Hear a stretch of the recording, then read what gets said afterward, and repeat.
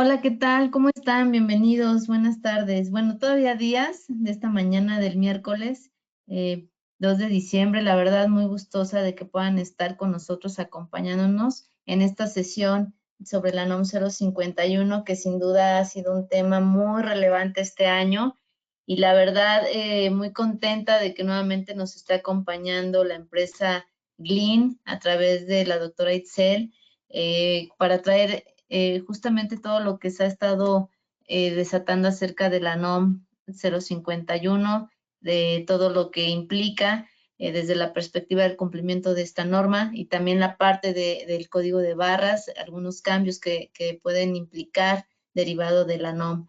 Voy a hablar rápidamente sobre la doctora Itzel para que la podamos conocer por aquellos que es la primera vez que ingresan a este webinar. Ella es ingeniera en alimentos por la Universidad Tecnológica de la Mixteca, cuenta con maestría y doctorado en ciencias de los alimentos por la Escuela Nacional de Ciencias Biológicas del Instituto Politécnico Nacional. Realizó un diplomado en nutrición diabetes en la FES Iztacala de la UNAM y cuenta con la experiencia en fibras alimentarias, secado por aspersión, liofilización y riología de alimentos. Como les comentaba, ella viene de Glyn Asesores Consulting. Es una consultoría en temas de innovación, desarrollo de producto, cumplimiento de la normatividad vigente y análisis bromatológico y microbiológico de productos alimenticios y cosméticos. También como les mencionaba, también vamos a hablar un poquito sobre los cambios o implicaciones que pudiera haber en la parte del código de barras. Y para esto el día de hoy nos va a acompañar mi compañero Arturo Hernández por parte de GS1 México. Él es ingeniero industrial, es egresado de la Universidad Autónoma del Estado de Hidalgo y pues él actualmente está dentro del equipo de GC1, está a cargo también de las capacitaciones en cuanto a la generación de código de barras, catálogo electrónico y sobre temas también de retail y lleva la atención también personalizada a algunos de nuestros asociados. A través también está a cargo de las cadenas comerciales de GC1 México en el proceso de identificación. Por lo cual, pues ya para no restar más el tiempo a esta plática, agradezco nuevamente a Itzel que el día de hoy nos acompaña y sin más preámbulo, le voy a pasar y a ceder el micrófono para que pueda comenzar con su presentación. Les recuerdo a ustedes que todas las dudas o inquietudes que tengan, por favor, las vayan compartiendo a través del chat o de la sección de preguntas que ustedes pueden ubicar dentro de la plataforma para al final poder dar lectura y atender a estas dudas que tienen. Itzel, bienvenida, te agradezco mucho nuevamente tu presencia y tu participación en este webinar. Hola, ¿qué tal, Lupita? Buenos días a todos. Muchas gracias por tus palabras, por tu bienvenida. Muchas gracias a todos los asistentes el día de hoy. Bueno, pues sí, vamos a hablar de, como bien lo decías, de un tema que ha generado mucha controversia, que ha generado pues una serie de acciones por parte de las empresas que son productoras de alimentos, que han tenido que adaptarse, ¿no? No solamente a estas condiciones de pandemia, sino sobre ellas tener que hacer la adaptación de sus etiquetas, de sus productos, tener que buscar mejores estrategias de comercialización para que podamos de alguna forma enfrentar de la mejor manera y con el menor impacto esta modificación de la NOM 051. Y bueno, pues el día de hoy les voy a presentar un poquito y a grandes rasgos lo que implica o los cambios que se tienen contemplados para esta modificación de la NOM. Como todos bien sabemos, ya entró en vigor a partir del 1 de octubre.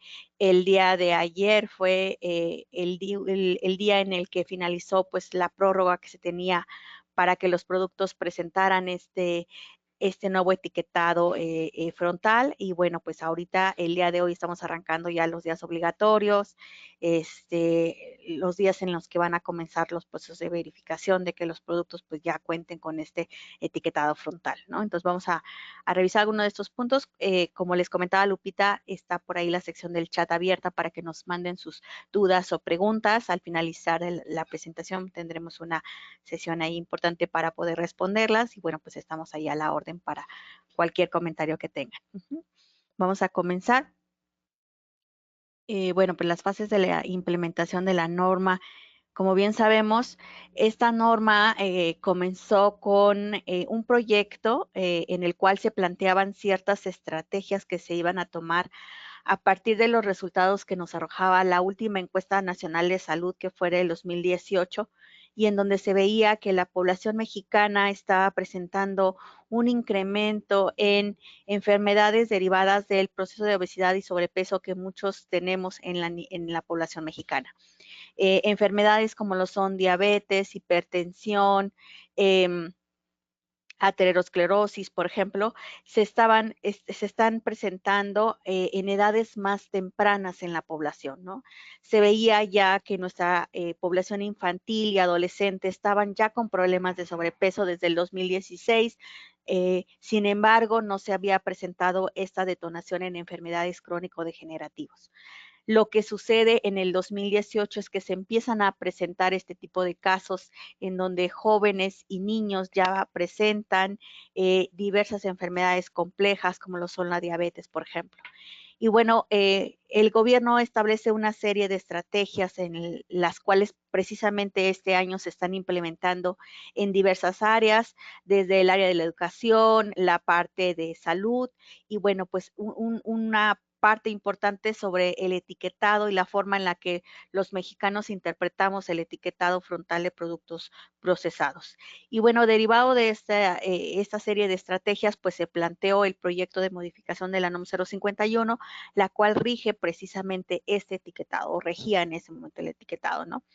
Y se hace una serie de modificaciones con respecto al etiquetado frontal, sobre todo que se estaba utilizando, y es así como nace, bueno, como se publica finalmente el pasado 27 de marzo de este año, cuáles eran los lineamientos finales de la modificación de la NOM 051, con cuáles se iba a precisamente a desarrollar este cambio en el sistema de etiquetado nutrimental de nuestros productos y cómo es que se iba a dar de forma paulatina la implementación de estos criterios eh, en los productos que ya se encontraban tanto en el anaquel como aquellos que se iban a procesar ya con estos nuevos lineamientos. Y bueno, pues parte de la estrategia de cómo se va a implementar estos cambios completos de esta modificación de la norma, pues tiene que ver con un proceso de implementación que está dividido en intervalos de tiempo, a los cuales se les llaman fases, y las cuales tienen acciones definidas y en cierto tiempo, ¿no? En lo que decíamos, la fase 1 ha arrancado a partir del 1 de octubre de este año y contempla este periodo de fase 1 hasta septiembre del 2023, pero lo vamos a ir viendo más adelantito en la presentación.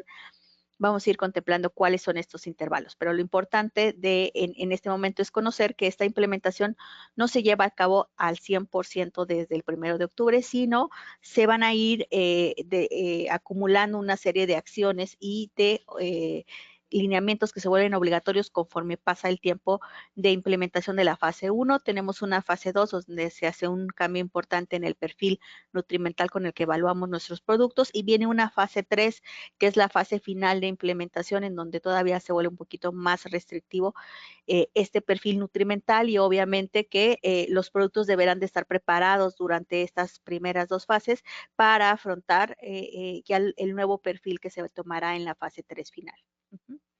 Entonces, es muy importante que no perdamos eso de vista. Otro punto importante para considerar esta implementación de la norma es a qué productos sí aplica y a qué productos no se van a aplicar estos criterios de etiquetado. Entonces, es muy importante que nosotros identifiquemos desde un principio si a nuestro producto le aplica o no le aplica. Ajá. ¿Cómo lo puedo identificar? Mediante estos casos que nos plantea la norma, en donde nos dice a qué productos no aplican los criterios de etiquetado de la modificación de la norma. El primer grupo de esa serie de productos son aquellos que cuentan con normas oficiales específicas, es decir, normas que le aplican específicamente a esa serie de productos y dentro de las cuales en su listado de referencias no se encuentre citada la NOM 051. Un ejemplo de ellos es la sal. La sal cuenta con su propia norma específica en esta norma específica se establecen los criterios de etiquetado que aplican a la sal o a la sal yodada, ajá, y entonces dentro de esos lineamientos no vemos reflejada o no vemos citada a la NOM 051. Entonces, en el caso de la sal, pues debemos de alinearnos hacia los criterios que nos indica su norma específica. Y digo, estrategias de este tipo de productos, hay varias normas específicas, entonces habría que consultar si el producto que yo elaboro tiene una norma específica. Si la tiene, ver si dentro de ella hacen alguna referencia a la NOM 051 o no la hace. Si no la hace, entonces me alineo a mi norma específica y con estos criterios elaboro su etiquetado. Ese es el primer grupo de productos. El segundo grupo de productos es una serie de definiciones que se encuentran dentro de del mismo documento de modificación de la NOM. El primero es los productos que se venden a granel. Ajá. ¿Y qué entendemos nosotros por venta a granel? Son aquellos productos en los cuales nosotros como consumidores definimos cuál es el contenido neto que queremos adquirir. Es decir, yo decido si quiero 1 kilo, si quiero medio kilo, si quiero un cuarto, por ejemplo, 250 gramos, ajá, y que es el consumidor el que va a decidir cuál es el contenido neto del producto. La segunda característica de los productos a granel es que son envasados frente a la vista, ajá, del consumidor al momento de su venta. Es decir, yo llego, quiero 1 kilo, defino el contenido neto del producto y en ese momento es colocado dentro del envase, cualquier tipo de envase, puede ser una bolsa de papel, de plástico, un recipiente de vidrio, por ejemplo, en estas nuevas modalidades de venta de productos a granel. Y es ahí donde nos están envasando el producto, es decir, enfrente de lo que yo estoy viendo yo como consumidor, que están envasando, colocando el producto dentro del envase. Entonces, sí existen muchos de este tipo de productos. Ya ahorita en la actualidad vemos que con estas tendencias que existen de reciclado, pues muchos de los productos se están vendiendo a granel y están optando por esta modalidad. Entonces, en este momento el producto no debe de llevar una etiqueta como tal eh, que se encuentre dirigida por los lineamientos de la NOM 051. El segundo grupo de productos son aquellos que les llamamos productos envasados en punto de venta. Ajá. Estos productos envasados en punto de venta nosotros los hemos visto de manera cotidiana, yo creo que en el supermercado, ajá, que es donde más hemos visto este tipo de productos, algunas carnicerías, algunas tiendas de verduras, de frutas, donde los productos son colocados en un envase, generalmente un envase desechable, pues un envase unicel, por ejemplo, como lo muestra la diapositiva, y se colocan con un tipo de emplayado, ¿no? Un tipo de protección. Ya tiene un contenido neto, a diferencia de un producto a granel, ya tiene un contenido neto definido, pero se están colocando en su envase en el punto de venta. Ajá, esa es la gran diferencia con respecto al producto a granel, por ejemplo. Se están colocando en el punto de venta y ya me lo dan envasado. Ajá. ¿Qué es lo que debe de contener ese tipo de productos? Pues generalmente contienen una fecha de caducidad o una fecha de máximo frescura que se establece en esta pequeña etiqueta que generalmente contienen. Establece un código de barras, un precio, un contenido neto, ajá, y una descripción del producto. Entonces, de manera muy sencilla, lleva algunos criterios de la modificación perdón, de algunos criterios de etiquetado, pero no son completos, no son al 100%. Ajá. Se establecen más bien como control para el punto de venta más que para control del producto. Entonces, en este punto, bueno, este tipo de productos no deben de tener una etiqueta completa, una etiqueta formal con los lineamientos de la NOM 051. Y bueno, el último grupo de estos son aquellos que determina la autoridad competente, es decir, que la autoridad establece sus propios lineamientos o criterios de etiquetado, ¿no? Y bueno, aquí debemos de entender que pues las autoridades competentes con respecto a este tema pues son obviamente la Secretaría de Salud quien establece muchos de las leyes o de los lineamientos que se deben de seguir y la parte de COFEPRIS, ajá. En este caso existen productos los cuales ellos directamente establecen cuáles serían los criterios de su uso para el etiquetado. Entonces, bueno, una vez que ya definí si mi producto se rige o no por esta modificación de la NOM 051 para los establecimientos de su etiquetado y es un alimento preenvasado y procesado, entonces debo de conocer todo lo que se modificó para poder entender qué es lo que tengo que hacer como estrategia de implementación en mis productos en este momento. Ajá. El primer punto que se modificó fue en la Ley General de Salud y eso es importante. De ahí nace el concepto de nutrimentos críticos que hemos escuchado o que hemos visto representado hasta ahorita en estos productos con unos octágonos de color negro. Pero, ¿qué son los nutrimentos críticos? O sea, ¿por qué son tan importantes y por qué se ha establecido que estos nutrimentos son los que se deben de representar como octágonos o como excesos, ¿no? Y se les debe de advertir a los consumidores del exceso que presentan los productos. Pues la base científica es que han sido asociados como factores de detonación de este tipo de enfermedades crónico-degenerativas que estábamos hablando al principio de la presentación y de los cuales la población ha sido pues altamente afectada. No hablemos ahorita del tema de COVID, en donde hemos escuchado también en las noticias, en la información que se nos brinda, que pues obviamente esta población que presenta este tipo de enfermedades pues es más susceptible, ¿no? Es más sensible a la presencia de COVID. Entonces, es muy importante que entendamos que estos nutrimentos críticos cuentan con la suficiente evidencia científica para demostrar que son precisamente aquellos que pueden en algún momento detonar la presencia de este tipo de enfermedades degenerativas, ¿no? Y bueno, pues a lo mejor nosotros tenemos esos conocimientos de manera general. Hemos relacionado el consumo excesivo de azúcar, de grasas saturadas, por ejemplo, de grasas trans, el consumo de sodio, que nuestro mismo médico nos ha dicho en ciertos momentos que tenemos que tener cuidado con los límites permitidos para nuestro consumo. Entonces, de aquí la importancia de que estos nutrimentos se vean reflejados en este nuevo sistema de etiquetado frontal. Y nosotros como productores de alimentos debemos de conocer cuáles son las fuentes importantes que podrían encontrarse en nuestros productos y que podrían detonar en la presencia de estos octágonos en nuestro sistema de etiquetado. Entonces, de manera muy general vamos a hablar de cada uno de estos grupos y los vamos a asociar con algunos nombres de materias primas, de aditivos que estamos utilizando y que probablemente nos lleven a que nuestro producto sea evaluado para la determinación de estos nutrimentos críticos. El primer grupo de ellos pues son los azúcares libres.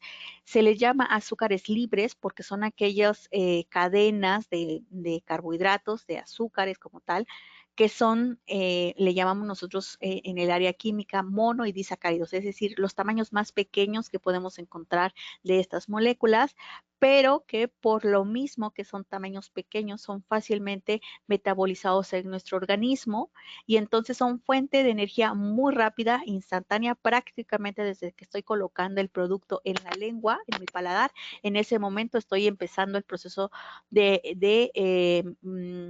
absorción, de metabolismo de este tipo de nutrientes y entonces me generan una energía rápida, una energía que mi cuerpo puede absorber rápidamente. ¿Qué pasa si yo tengo un consumo excesivo de este tipo de azúcares libres a lo largo del día? Pues que obviamente si mi actividad física no necesita, ¿no? Tiene una actividad física importante y entonces no necesita de tanta energía, pues se almacenan y se acumulan en el organismo y pues a la larga pueden generar procesos de obesidad y sobrepeso e inclusive un daño importante a nuestro páncreas y a las famosas células beta productoras de insulina. Entonces, de alguna forma, si llevamos nosotros la cadena de cómo esos nutrientes van desarrollando a lo largo de la vida de un individuo ese tipo de enfermedades, pues obviamente que son por eso nutrimentos críticos que debemos de marcar en nuestros productos. Existen los azúcares libres de manera natural, de manera intrínseca dentro de nuestros productos. Conocemos algunos de ellos, por ejemplo, la miel, la azúcar de mesa, que de manera natural son fuentes de azúcares libres, ajá, de estos monosacáridos, disacáridos que se encuentran presentes en su estructura. La característica principal de los azúcares libres es que nos brindan un sabor dulce a los productos y por ello han sido utilizados en muchos de nuestros productos como aditivos, es decir, los adiciono durante el proceso de fabricación para generar precisamente esos sabores dulces o algunas reacciones que tienen con otro grupo de alimentos, como pueden ser reacciones de Maillard, por ejemplo, ese color dorado que nosotros podemos ver en algunos productos, reacciones de caramelización que también son deseados en la industria de alimentos en algunos de los productos, y obviamente que al adicionarse de manera intencional, pues es ahí cuando se coloca como un azúcar añadido al producto y obviamente se hará pues acreedor a evaluar que este contenido se encuentre en los límites permitidos. Si se presenta en exceso, entonces deberé de colocar el sello. Ajá. Entonces, algunos de los aditivos que nos pueden relacionar la fuente de estos azúcares añadidos son, por ejemplo, el jarabe de maíz, el jarabe de alta fructosa, estamos hablando de glucosa, de la misma azúcar que utilizamos como fuente adicionada, y algo importante y algo que ha generado mucha controversia, se ha marcado que también los jugos de frutas y de verduras que son adicionados a los productos que presentan altas concentraciones de azúcares libres también deberán de ser indicados como azúcares añadidos al producto. Entonces aquí estamos hablando que si un yogur, por ejemplo, tiene un jugo adicionado de zanahoria, por ejemplo, entonces el jugo de zanahoria se convierte en un azúcar añadido y deberá de ser entonces el producto evaluado bajo el criterio de que contiene una fuente de azúcar añadido. Entonces, eso es algo muy importante de identificar en nuestra lista de ingredientes porque es el primer paso que está activado, el primer punto que está activado de la norma a partir del 1 de octubre. Si mi producto se hace acreedor a cuántos sellos y a qué sellos de acuerdo al listado de ingredientes que contiene. Entonces, bueno, ese es el primer punto.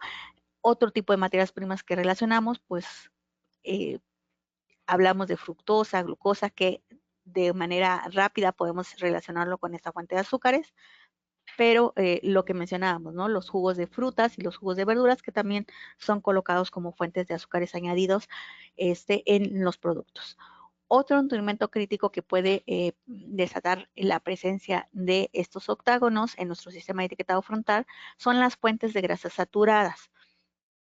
Aquí es muy importante que identifiquemos cuáles son las fuentes de grasa, cómo identifico una grasa saturada de manera rápida e instintiva en mi producto. Pues son aquellas grasas que son generalmente de origen animal, pero que tienen la característica de permanecer en estado sólido a temperatura ambiente. Entonces, con esta referencia, nosotros podemos identificar que no solamente hay de origen animal, sino también hay grasas de origen vegetal que tienen esta característica y que eso significa que dentro de su estructura química contiene una parte importante de grasas saturadas. Y lo remarco aquí porque obviamente que no lo vemos de manera probablemente tan rápida, a diferencia de hablar de manteca de cerdo, por ejemplo, cuando hablamos de aceite de coco. Y si yo tengo aceite de coco dentro de la formulación de mi producto, pues debe de ser considerado una fuente de grasa saturada y deberá de ser evaluado para el perfil correspondiente de grasas saturadas, grasas trans y exceso de calorías. Entonces, aquí es importante que identifiquemos que no solamente las grasas saturadas provienen de las grasas animales, sino también estas dos fuentes importantes vegetales, el aceite de palma y el aceite de coco, que en muchas de las ocasiones se ha utilizado como una fuente pues un poco más saludable que las grasas animales, perdón, y sin embargo que ahorita la norma nos indica que deberá de ser evaluada. ¿Por qué? Porque es cierto, su estructura química, una parte importante son grasas saturadas, por eso tienen también beneficios importantes en nuestros productos, como lo puede ser el sabor, por ejemplo, el aroma, que son generados a partir de esas reacciones de grasas saturadas. Entonces, bueno, pues es importante que identifiquemos que aunque no vienen de origen animal, deberán de ser evaluados los productos que contengan dentro de su listado de ingredientes ese tipo de grasas para los perfiles correspondientes de grasas saturadas. En el caso de grasas trans, por ejemplo, las grasas trans son grasas que son generadas durante el procesamiento de muchos de nuestros productos. Las grasas trans es una combinación de una temperatura en exceso con una fuente de un aceite, o una grasa insaturada. ¿Por qué? Porque las grasas insaturadas son aquellas grasas que en estructura química nosotros le llamamos que tienen enlaces dobles, que permiten con la presencia de calor el que se desdoblen esos enlaces dobles y pueda generar eh, grasas en este tipo de arreglos isoméricos que se llaman grasas trans. Ajá. Y bueno, de forma natural se encuentran presentes en la grasa de la leche y en algunas grasas de origen animal. Ujú. Pero la norma indica que se deben de monitorear aquellas grasas trans, que son derivadas de un mal procesamiento, es decir, de la combinación que mencionábamos de temperatura excesiva y presencia de aceites. Entonces, en aquellos productos que son horneados o que son eh, que tengan un proceso de fritura durante su procesamiento, deberemos de tener cuidado durante su proceso de elaboración, es decir, tener la combinación adecuada del aceite más la temperatura correcta para su procesamiento para evitar la generación de grasas trans. Y en muchos de los productos que ya comercializamos, pues se tendrán que realizar las determinaciones adecuadas para poder establecer cuánto es el contenido de grasas trans que ya tiene el producto. Otra fuente importante de estas grasas trans, y por eso hablábamos de los productos horneados, además de los productos en fritura, son aquellas grasas que le llamamos grasas parcialmente hidrogenadas y que de manera comercial conocemos como margarinas. Las margarinas, a diferencia de la mantequilla, son aceites líquidos que pasaron por un proceso de hidrogenación para tener una consistencia, tener una característica parecida a las grasas saturadas, sin ser grasas saturadas al 100%. Si la margarina es sólida a temperatura ambiente como una mantequilla, pero pues su origen generalmente es un aceite, sometido a ese proceso de hidrogenación. Entonces, como en esencia sigue siendo una grasa insaturada, pues obviamente que al someterla a temperaturas de horneado, por ejemplo, que es muy común utilizar margarinas como ingredientes de panificación, al combinarla con la temperatura elevada de los procesos de horneado, pues obviamente genera un residuo de grasas trans importante. Y es ahí donde debemos de nosotros de tener cuidado, porque obviamente que la evaluación del contenido de grasas trans se hace sobre el producto terminado, es decir, sobre el producto de bollería, el producto de galletería que fue terminado, y ahí se determina para los procesos de verificación cuánto de contenido de grasas trans. Entonces, estos nutrimentos críticos han sido relacionados con presencia, por ejemplo, de algunos cáncer de próstata, por ejemplo, con el proceso de elevación de colesterol en sangre y obviamente pues relacionado con procesos de obesidad y sobrepeso de los que hablábamos al inicio de la presentación. Entonces, de ahí la importancia de su monitoreo en todo el tipo de productos. El siguiente nutrimento crítico es el sodio, del cual yo creo que todos o muchos de nosotros tenemos una amplia referencia de los efectos negativos que tiene un consumo excesivo de sodio a nuestra presión arterial. Tiene también aportes importantes, es decir, nosotros necesitamos una cantidad determinada de sodio en el día. Ese es nuestro índice diario recomendado sugerido, que no debe de ser mayor a 2.000 miligramos, a 2 gramos por día en el consumo de sodio. Sin embargo, muchos de los productos procesados contienen sodio no solamente en forma de sal de mesa, sino que esta molécula viene pues de alguna forma conectada a muchos de los aditivos químicos que se utilizan generalmente como conservadores, inclusive como sazonadores, como potencializadores de sabor, por ejemplo, si hablamos de glutamato monosódico, y entonces se adicionan, ¿no?, a los productos y entonces presentan o aportan esta molécula de sodio, pues al contenido final del producto terminado, ¿no?, de sodio en su conteo. Entonces, es muy importante que ahorita nosotros identifiquemos si nuestro producto contiene alguna fuente de sodio. Si es así, para la fase 1 deberá de evaluarse el perfil correspondiente al sodio. Y vamos a ver más adelante cuáles son los valores permitidos que nosotros tenemos de sodio para nuestros productos. Y bueno, una vez que conocimos cuáles son todos los nutrimentos críticos que se están marcando dentro de esta modificación de la norma, pues debemos de identificar lo que ya hemos visto en el mercado, seguramente ahorita que han ido al supermercado, que un exceso se representa a través de unos octágonos que existen con diseño específico, es decir, de color negro, una base blanca, etcétera, y con ciertas dimensiones adecuadas a la superficie principal de exhibición de nuestros productos y que deberemos de colocar en la esquina superior izquierda de nuestros productos. Ajá, entonces, de ahí es la importancia. Ajá. Bueno, ¿qué pasa durante esta primera fase? Entonces ya vi cuáles son los nutrimentos críticos que tengo que buscar dentro del listado de ingredientes.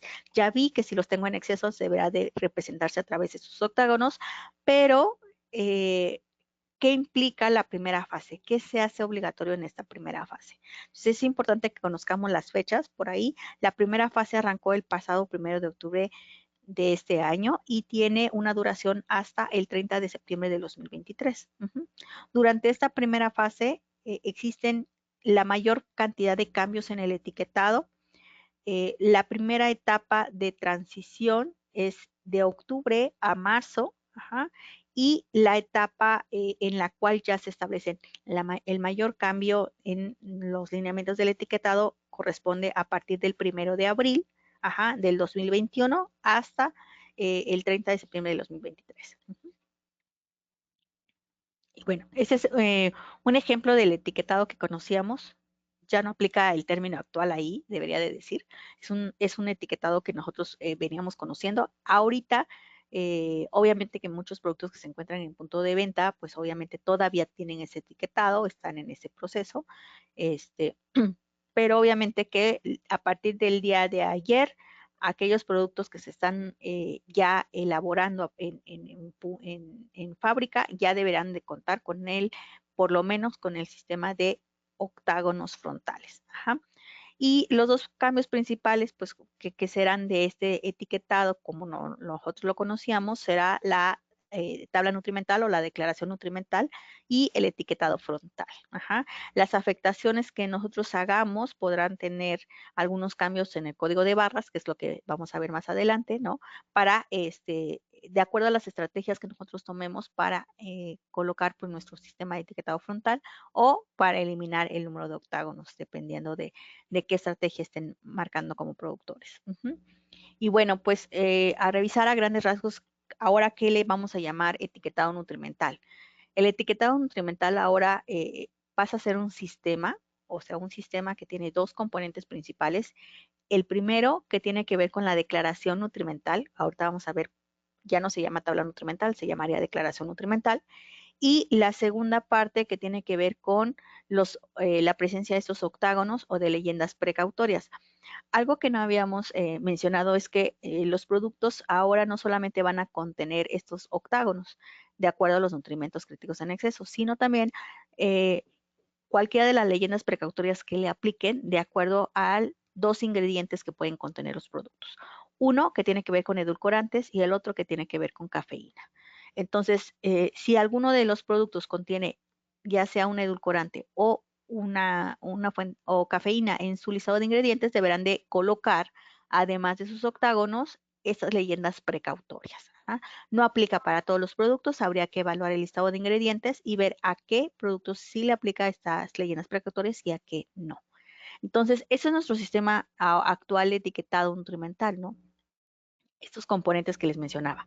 Y bueno, pues aquí les presentamos como el modelo estándar, ajá, o el modelo base que tiene la norma de la declaración nutrimental, ¿no? La declaración nutrimental que nosotros conocíamos como tabla nutrimental en el etiquetado anterior, ahora se establece por 100 gramos o por 100 mililitros de producto. Ojo, aquí es importante que conozcamos o que identifiquemos que no importa cuál es el contenido neto del envase. Siempre la declaración nutrimental deberá de realizarse en 100 gramos o en 100 mililitros.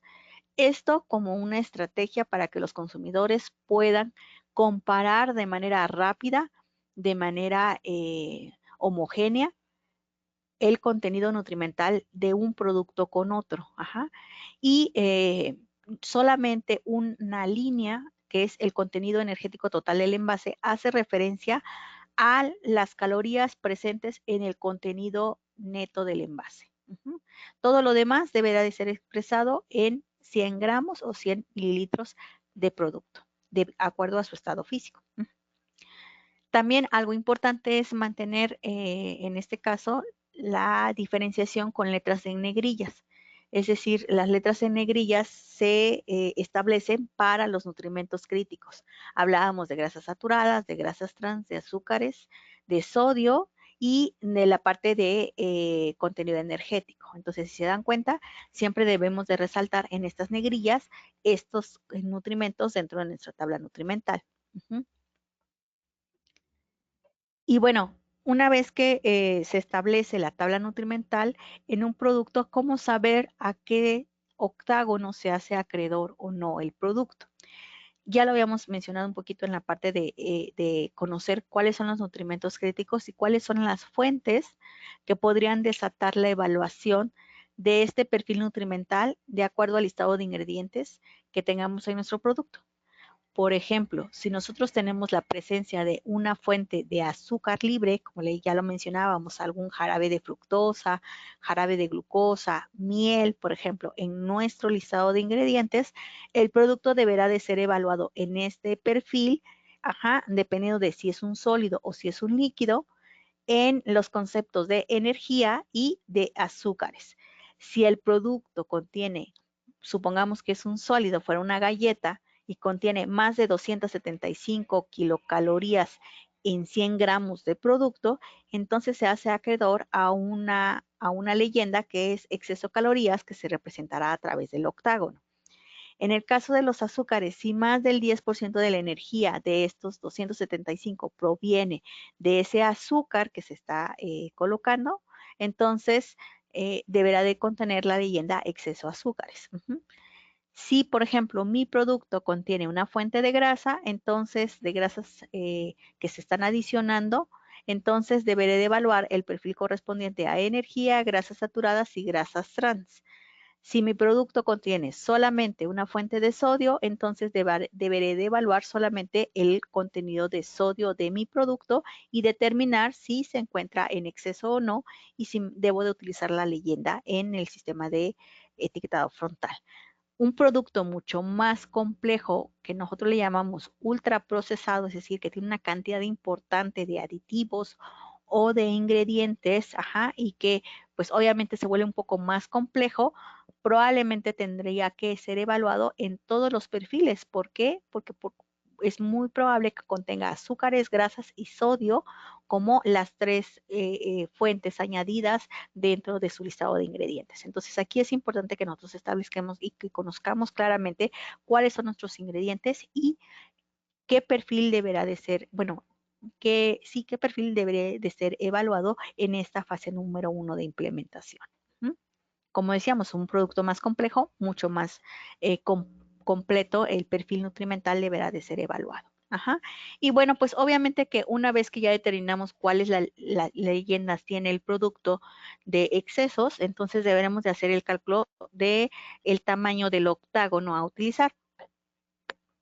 Quienes ya tuvieron oportunidad de revisar el documento de modificación de la NOM, deberán de conocer que ya existe un determinado tamaño de intervalos de tamaño para los octágonos y para las superficies principales de exhibición.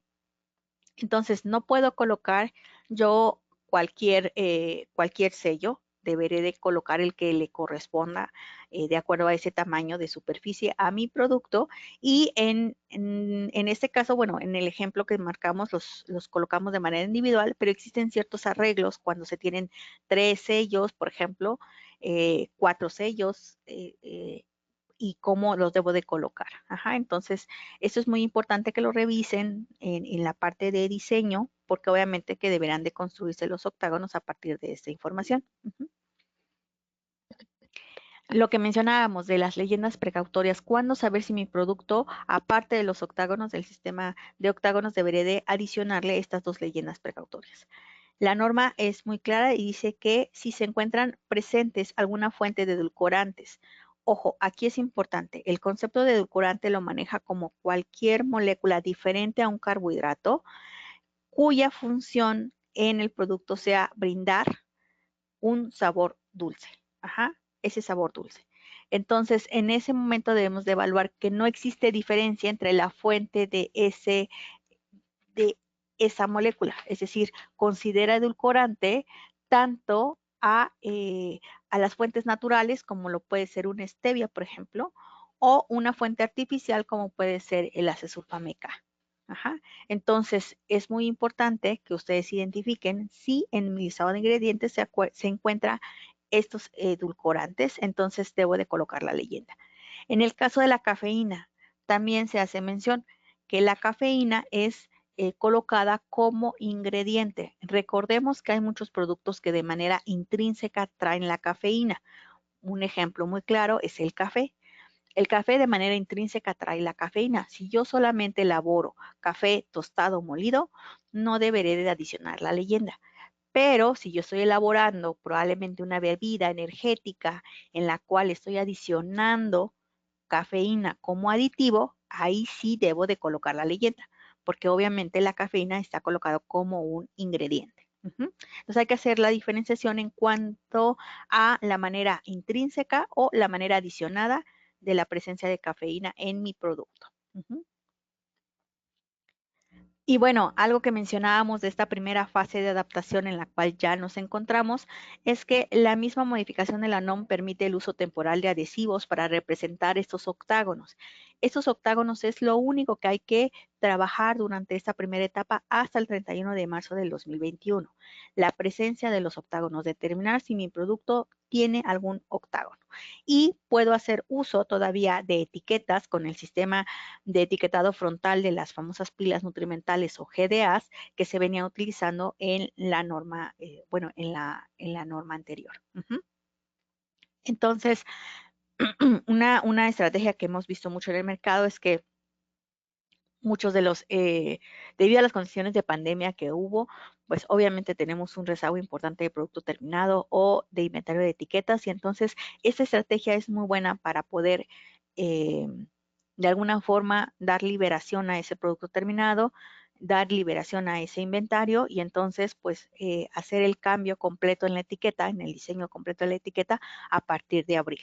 Ajá, entonces pues bueno, dependiendo de la empresa, podrá hacer uso de esa estrategia o no. Ajá, entonces vamos a ver claramente que conviven dos sistemas de etiquetado en este momento en los productos. Aquellos que contienen los stickers y el otro que puede contener los famosos pilas nutrimentales o GDAs estará permitido, como les menciono, hasta el 31 de marzo del 2021. Ajá. También una restricción importante de esta modificación de la NOM es el uso de aquellos personajes o animaciones que se utilizaban en productos que iban dirigidos a niños. Y bueno, aquí es importante que nosotros remarquemos que el principal cambio que afecta la presencia de estos personajes, pues es la presencia de algún octágono o de alguna leyenda en el sistema de etiquetado frontal. Si aquellos productos que tienen estos personajes tienen la presencia al menos de un sello o de una leyenda, deberán de retirar dentro de su empaque, dentro de su etiqueta, a estos personajes. Y bueno, pues ahorita existe este plazo en el cual se permite la convivencia tanto del personaje como de cualquier octágono, cualquier leyenda, hasta el 31 de marzo del 2021. A partir del 1 de abril, el productor deberá de retirar este personaje y de colocar ya directamente el sistema de etiquetado frontal dentro del arte de la etiqueta. Y bueno, ya vimos que el cambio importante es colocar ahorita de manera temporal los octágonos, puede ser a través de este uso de stickers en nuestras etiquetas sin realizar ningún otro cambio importante dentro del resto del etiquetado. Pero a partir del 1 de abril del 2021, ahí sí establece ya la fecha para poder realizar muchos de los cambios más importantes en el resto del etiquetado. Uno de ellos tiene que ver con la presencia de sellos o de leyendas de algunas organizaciones que recomendaban el consumo de cierto producto en cierta población con una condición específica de salud.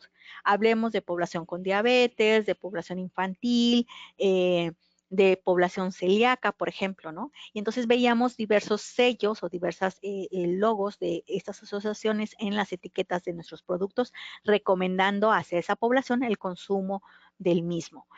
Sin embargo, aquí el cambio importante que establece esta modificación de la norma va en dos aspectos. El primero es que ahora las asociaciones que busquen tener esta recomendación en los productos, deberán de cumplir con un lineamiento específico de la Profeco para poder emitir estas recomendaciones. Entonces, el primero es evaluar si la asociación profesional a la que estamos utilizando nuestro etiquetado ya cuenta con ese respaldo por parte de Profeco para emitir esta recomendación. Y la segunda condicionante más importante es que nuestro producto no deberá de contener ni sellos ni leyendas para que entonces pueda hacer uso de esta estrategia. Ajá. Si mi producto contiene al menos un sello, es decir, un nutrimento crítico en exceso, ya no puede hacer uso de estas estrategias. Ajá. Y deberé de retirar el logo o esa recomendación de mi etiqueta. Y eso es muy, muy importante. Si mi producto no tiene ningún nutrimento crítico y por lo tanto no tendría sello, entonces puedo utilizar esa estrategia siempre y cuando yo compile la evidencia científica de que mi producto en verdad está generando un beneficio hacia esa población con esa condición de salud específica. Ajá. Entonces, es un trabajo importante por parte, primero, de la asociación a la que yo quiero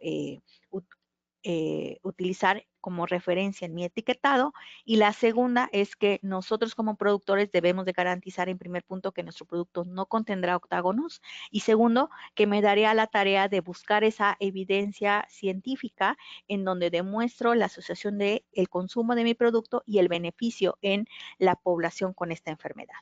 Entonces, bueno, es un tema que hay que evaluar como empresa y ver si es viable la estrategia en ese momento o no.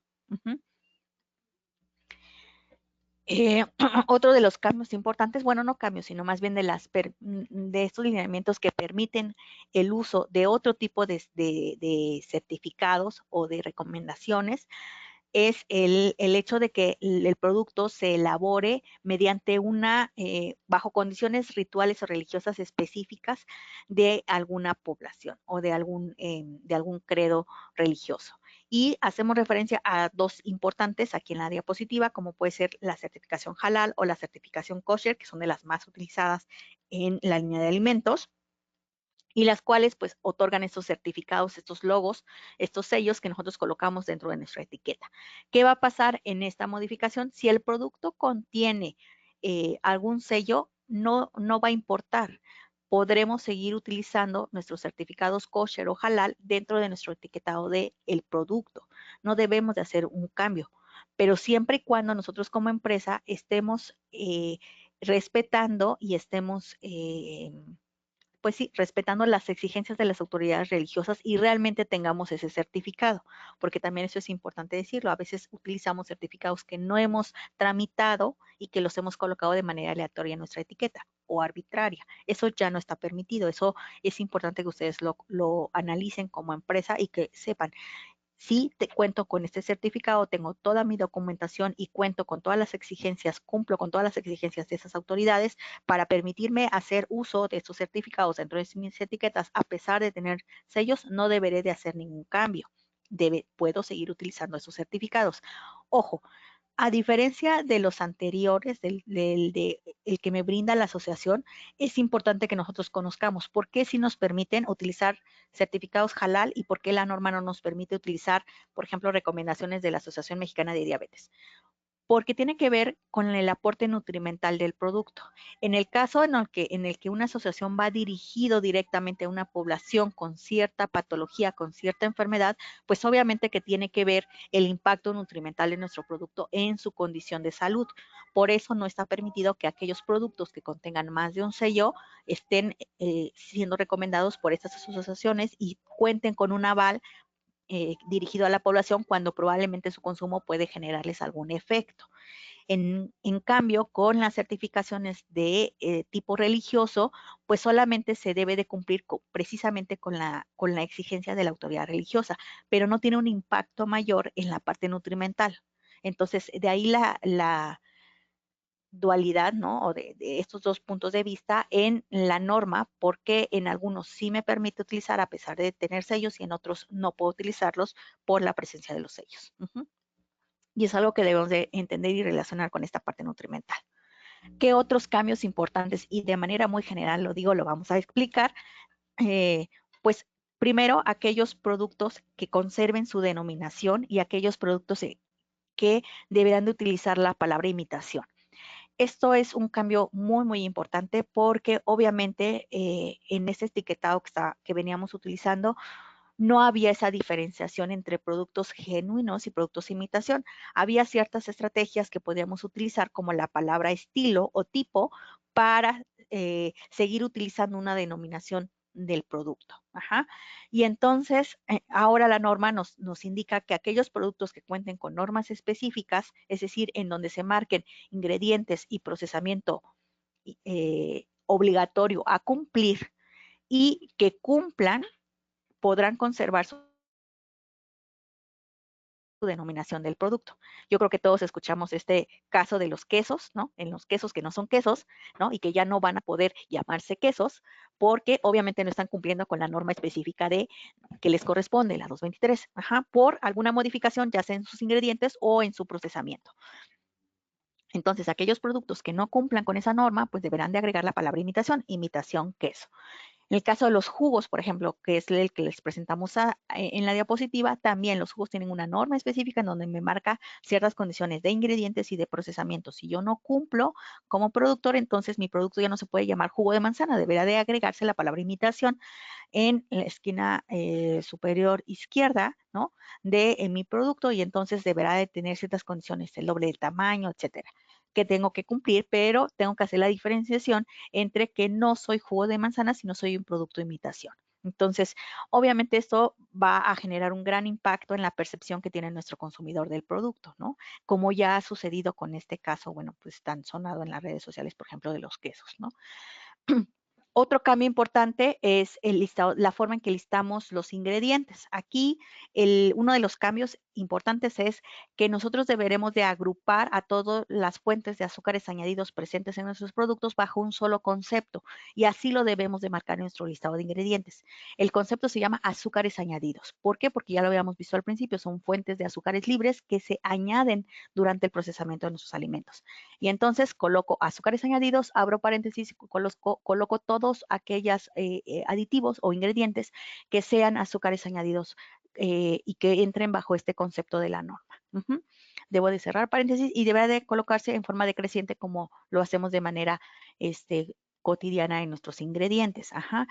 Cualquier producto, así sea un producto compuesto que contengan azúcares añadidos, deberá de hacerse este cambio. Otro cambio importante es el listado de aquellos ingredientes o aditivos que provocan alergias. Nosotros conocíamos solamente aquellos que contenían, que producían alergias en nuestro listado. Ahora debemos de adicionar algunos que generan intolerancia, que antes no se contemplaban, por ejemplo, la lactosa, ¿no? Hipersensibilidad de algunos colorantes, de algunas nueces, de algunos aditivos. Y entonces la norma nos marca una lista importante de aquellos productos que se deberán de considerar como ingredientes pues que provocan ese tipo de enfermedades en nuestros consumidores y existen pues obviamente estos cambios en la forma de citarlos dentro de nuestro listado, al final de nuestro listado de ingredientes. Y así como marca ciertas condiciones específicas para su cumplimiento, también marca aquellos productos que podrán hacer omisión, ya sea de la declaración nutrimental o de la declaración nutrimental y del etiquetado frontal. Entonces, también es importante que ustedes conozcan si su producto cae dentro de estos lineamientos para saber si como empresa podrán tomar este beneficio que les marca la norma al no incluirlo, al no verlos de manera obligatoria que tengan que incluir esta información, pero siempre y cuando pues respeten los condicionantes de la norma, porque también es importante resaltar que existen condicionantes para que nosotros podamos acceder a este beneficio. Entonces, el primer grupo de este tipo de productos son aquellos que solamente tienen un ingrediente en su listado, es decir, que solo tienen aceite vegetal, que solo es azúcar, que solo es sal, que solo es miel, por ejemplo. Y siempre y cuando cumplan con no agregar declaraciones de propiedades nutrimentales ni saludables en la etiqueta. No puedo decir que soy fuente de vitaminas, no puedo decir que soy fuente de energía, no puedo decir que soy fuente de omega 3, omega 6, omega 9. En el momento en el que yo coloco un claim de este tipo, en ese momento, pues ya no estoy cumpliendo la condicionante de la norma y me veré obligado a colocar tanto la tabla nutrimental como el sistema de etiquetado frontal. Entonces es muy importante mantener etiquetas limpias, lo más limpia posible, es decir, sin claims comerciales ni de ese tipo, para que entonces yo pueda apegarme a este beneficio de la modificación de la norma. Otro grupo importante habla con respecto precisamente a contener un solo ingrediente. Hablamos de agua, de vinagres fermentados, de tés, de café, ajá, y de especies, ajá, lo mismo, siempre y cuando yo no incluya alguna declaración de propiedad nutrimental insaludable en la etiqueta.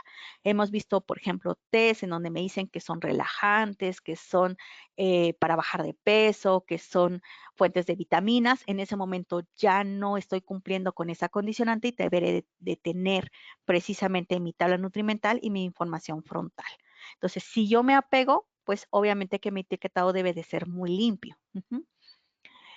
Otro grupo importante que marca la norma como precisamente a este tipo de productos que no deberán de incluir el etiquetado frontal son aquellas fórmulas dirigidas hacia infantes o hacia menores para cumplir ciertas necesidades específicas de nutrición. Entonces, aquí cumplen pues con esa condicionante de tener ya sea alguna grasa, alguna fuente de azúcar adicionada o no, de acuerdo a la necesidad específica de nutrición. Y entonces, pues obviamente que no, al ser productos y formulados específicamente para esas necesidades, pues no deberán de incluir ese sistema de etiquetado frontal. Ajá. En el caso de productos cuya superficie principal de exhibición sea muy pequeña, o sea, menor a 78 centímetros cuadrados, y en las cuales yo no pueda mantener las condicionantes de altura, ¿no? Que me indica la norma para la tipografía a utilizar en la declaración nutrimental, la norma me permite no incluir la declaración nutrimental en este envase pequeño, pero deberé de incluir un teléfono, una página web donde nuestro consumidor deberá de tener acceso inmediato a esta información. Y también me condiciona a no poder hacer uso de claims de tipo nutrimental o saludable en el producto y en la publicidad utilizada para este producto. Entonces, aquí es importante que ustedes como productores pues evalúen la estrategia de hacer uso o no de este tipo de beneficios que les indica la norma. Ajá.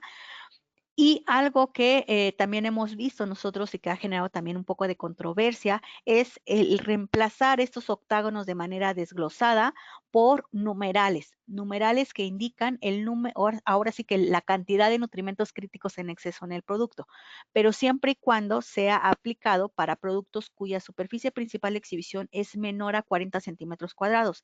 Estamos hablando de envases muy pequeños en el cual pues no se puede colocar ese sistema de etiquetado frontal desglosado.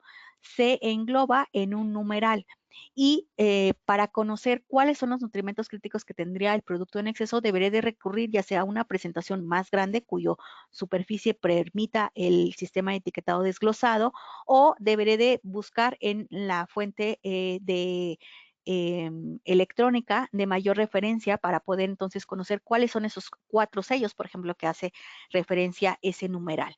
Pero la norma me permite utilizarlo y representarlo de esta manera. Entonces, si yo cumplo con esta condicionante de que mi envase es muy pequeño, es menor a 40 centímetros cuadrados, en ese momento puedo hacer uso de esa estrategia. Y bueno, de manera general, de manera muy general, en verdad, hemos platicado de los principales cambios en el etiquetado de los productos que vienen en esta primera fase. Ajá. Una vez que termina septiembre del 2023, inicia el 1 de octubre la segunda fase de implementación de la norma y tiene una vigencia de 2 años, al 30 de septiembre del 2025. ¿Qué cambia en esta segunda fase? Y eso es muy importante que ustedes lo consideren. El principal y único cambio que hay es con respecto al perfil nutrimental con el que se está evaluando el producto, si tiene sellos o no. ¿Cuáles son los cambios importantes? Van en 2 conceptos. El primero, en energía con respecto a los líquidos, a los productos líquidos. Hablemos de bebidas, de jugos, de refrescos, etcétera.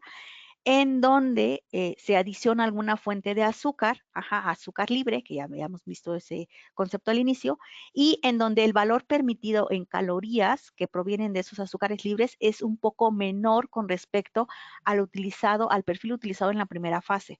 En la primera fase nos permitían 10 kilocalorías, ahora en la segunda fase es un poco más restrictivo y nos baja a 8 kilocalorías. Entonces, aquí es importante que conozcamos que este perfil será el aplicado de manera definitiva en la tercera etapa, en la tercera fase.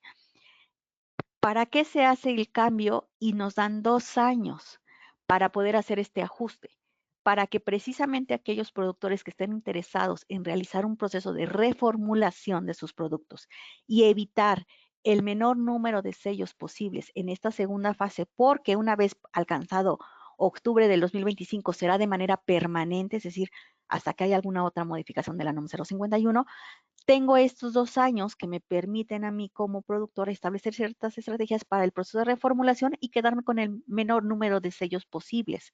Ya estoy evaluando los efectos de la presencia de octágonos en nuestro sistema de etiquetado y el efecto en ventas de nuestro producto, el efecto en consumo de nuestro producto. Entonces, estos 2 años que me da la segunda fase para aplicar este nuevo perfil es precisamente con miras a un proceso de reformulación, básicamente. Y el otro concepto que también es importante que nosotros no perdamos de vista es el contenido permitido de sodio.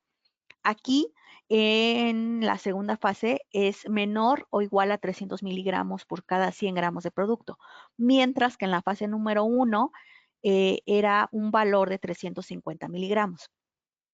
Entonces, obviamente que un producto que contenía 325 miligramos, por ejemplo, en la primera fase, pues no se hizo acreedor a un sello de exceso de sodio. Sin embargo, en esta segunda fase, si mi producto contiene 325, ya sería acreedor a un sello, a un octágono, y sería de forma definitiva en esta tercera fase de implementación.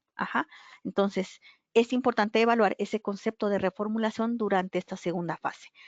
Como les mencionaba, a partir del 1 de octubre del 2025 caemos en la tercera fase donde ya definitivamente se va a evaluar a todos los productos con este perfil nutrimental y no solamente se harán evaluaciones parciales, es decir, si solamente tenía azúcar añadido, se va a evaluar energía y azúcares. Ahora el producto deberá de ser evaluado en el perfil completo y esto implica que si en algún momento mi contenido de sodio es mayor, pues debería de tener entonces otro octágono adicional al que yo ya tenía. Entonces es muy importante que no perdamos de vista precisamente ese concepto de reformulación en estas fases 2 y 3 de implementación de la norma. Documentos que han salido publicados en estos meses después de ser publicado la modificación de la norma y que nos pueden ayudar a despejar algunas dudas generadas en el documento de modificación son la nota aclaratoria del 10 de junio del 2020, en donde nos marca un poquito más clara las indicaciones de construcción de los octágonos, especialmente para el área de diseño, y que nuestros octágonos pues cumplan con los tamaños específicos indicados en la modificación de la norma.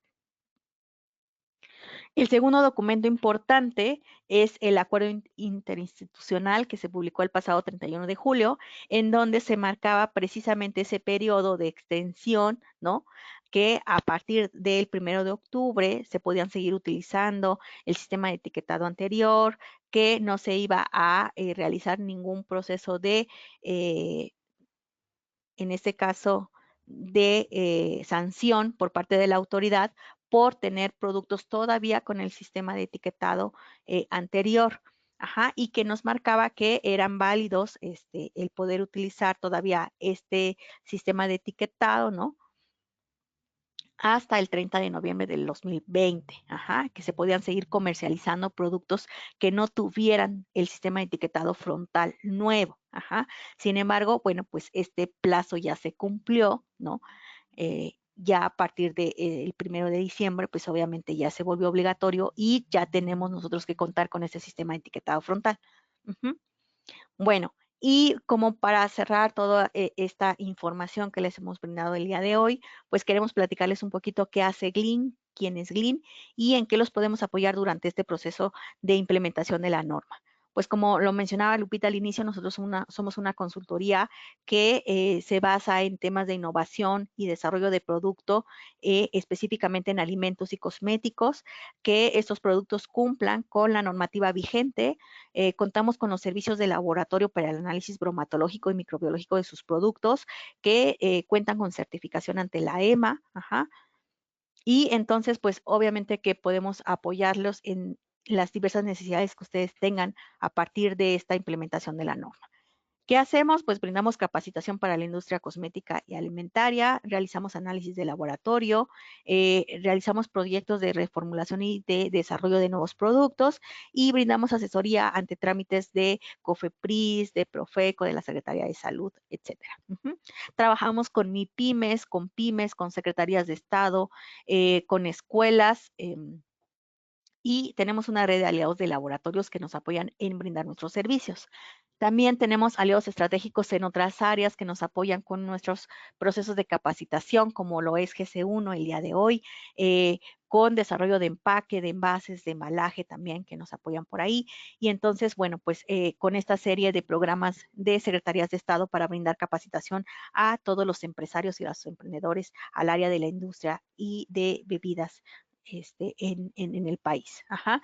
Les dejamos nuestros datos para que nos puedan conocer nuestros servicios, nuestra página de internet, y bueno, pues nos puedan consultar cualquier duda o pregunta que tengan sobre el proceso de implementación de la modificación de la NOM. Muchísimas gracias a todos por su atención. Por ahí le regreso el control a Lupita para que nos puedan complementar Claro que la sí. presentación. Muchas gracias, Itzel. Sí, con mucho gusto ahorita vamos a pasar en la parte del tema de código de barras con Arturo y al final damos lectura a todas las preguntas que ustedes tengan. Denme un segundito para poder compartirle a Arturo el que se pueda conectar. Listo, ya está. Hola, hola Lupita, ¿qué tal? Buenas tardes a todos. Hola, ¿qué tal? Buenas tardes, Artur, bienvenido. Listo, Itzel, muchas gracias igual por todo el tema el tema duro del especialista de la norma 51. Ahora vamos a dar parte a lo que es el código de barras, en qué nos va a afectar la implementación de la norma 51 versus los estándares S1 de código de barras. El nombre, otra vez, ya me presentó Lupita por ahí.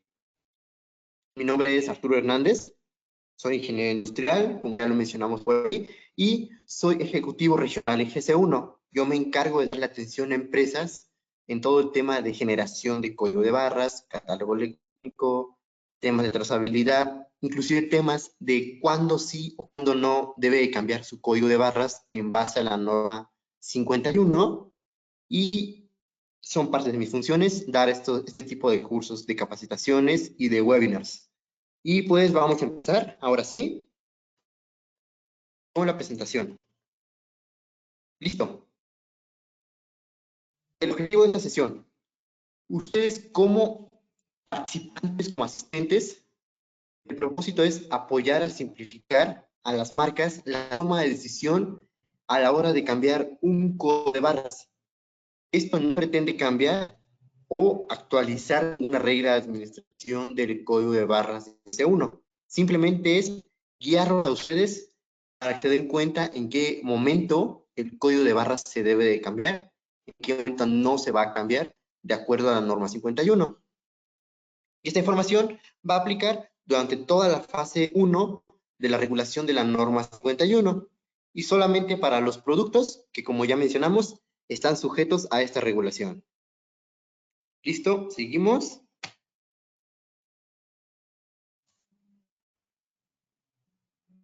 Listo, primero un poco de teoría.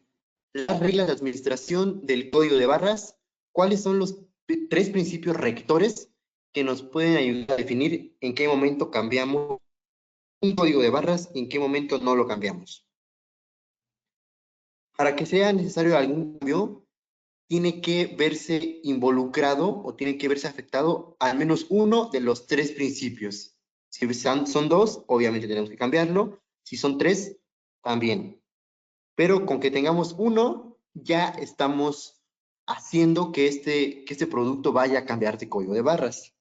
El primer principio es si el consumidor final o el socio comercial esperan que el producto se distinga de uno nuevo al viejito o al anterior, en este momento, cuando quieren hacer una diferenciación de los productos del viejo versus el nuevo, en ese momento tenemos que hacer un cambio de código de barras. ¿Sale? Segundo principio rector, y este aplica mucho con el tema de la norma 51. Si hay algún requisito o norma reglamentaria que solicite compartir información al consumidor y o al comercio, igual se deberá cambiar el código de barras. ¿Sale? Y tercer principio rector, si hay un impacto sustancial en la cadena de suministro, tomando como ejemplo la forma en la que el producto se envía, se va a recibir, se va a transportar o se va a almacenar. ¿Sale? Cualquiera de estos tres, que aplique cualquiera de estos tres, o 2 de 3, o los 3 de 3, nos va a ayudar a saber que este producto o estos productos deben cambiar su código de barras. Ahora sí, vamos un poco rápido hacia en qué momento tenemos que cambiar el código de barras. Cuando tenemos los casos. En este ejemplo, es cuando estamos cambiando o adicionando las de los GDAs, las que tenemos actualmente, hacia los pictogramas. En este caso, que estamos haciendo la modificación de pilas nutrimentales o GDAs hacia los pictogramas, en este caso no se va a cambiar el código de barras. Recordando que GTIM es el equivalente a nivel global de código de barras. ¿Sale? Siguiente ejemplo, cuando cambiamos el contenido neto de nuestro producto. Si nuestro producto era de 350 gramos y ahora lo estamos reduciendo a 300 gramos, al hacer ese cambio de contenido neto, sí va a requerir un cambio de código de barras. Continuamos. Caso número 3. Y justamente lo que por aquí estamos mencionando y mencionó por ahí Itzel, y también aplica en el tema del código de barras. Si estamos agregando o removiendo algún sello de certificación, esto va a requerir un cambio de código de barras. ¿Sale? Si teníamos el sello, no sé, kosher o halal, inclusive, si lo estamos agregando o removiendo, cualquiera que sea de los casos, se va a cambiar el código de barras. Seguimos. Remoción de personajes. Este es un tema un poco que causó muchas dudas al principio de todo, cuando removían el personaje de un producto. En este caso, y dentro de los lineamientos y los estatutos de GS1, nos menciona que no va a requerir un cambio de código de barras. Podemos quitar el personaje y no va a afectarnos en ningún tema de el cambio del código de barras. Eso sí, ya no vamos a seguir manteniendo a nuestras mascotas o a nuestros personajes que tenían los productos anteriormente. Caso número 5. Cambio en el sistema de medición nutrimental. Cuando estamos cambiando lo que está pasando ahorita de información nutrimental a declaración nutrimental, no va a cambiar el código de barras. Tampoco cuando estamos midiendo nuestra información nutrimental o nuestra declaración nutrimental, que la pasamos de 15 gramos a lo actual, que dice la norma que debe ser en base a 100 gramos. En este caso tampoco se va a cambiar el código de barras. Por si ahí les sale alguna duda a alguno de ustedes que dicen, ok, estoy cambiando mi tabla nutrimental por una declaración nutrimental. La hacía en base a 20 gramos y ahora la estoy haciendo en base a 100 gramos. ¿Tengo que cambiar mi código de barras? La respuesta es que no. ¿Vale? Seguimos. Mismo caso con el número 6, que es el cambio en las mediciones individuales de los ingredientes. Cuando en este caso estamos cambiando la medición de los ingredientes de manera individual, tampoco se va a cambiar el código de barras. Creo que hasta aquí van claros los posibles ejemplos en los cuales no se va a cambiar el código de barras. Seguimos con el caso 7. Adición de sello de advertencia. Si ponemos que nuestro producto anteriormente no tenía ningún sello de advertencia y ahorita por el tema de la norma 51 le estamos adicionando los sellos de contiene cafeína o no recomendado en niños, en este caso cuando adicionamos estos sellos de advertencia tampoco va a requerir ningún cambio de código de barras.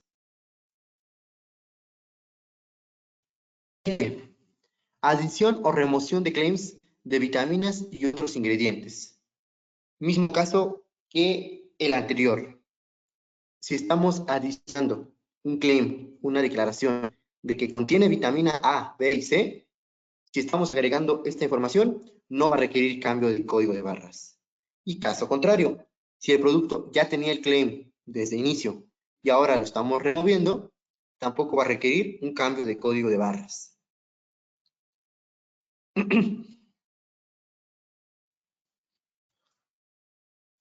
Ok, este caso es un poco más complicado, dado que es el caso 9 de reformulación de ingredientes.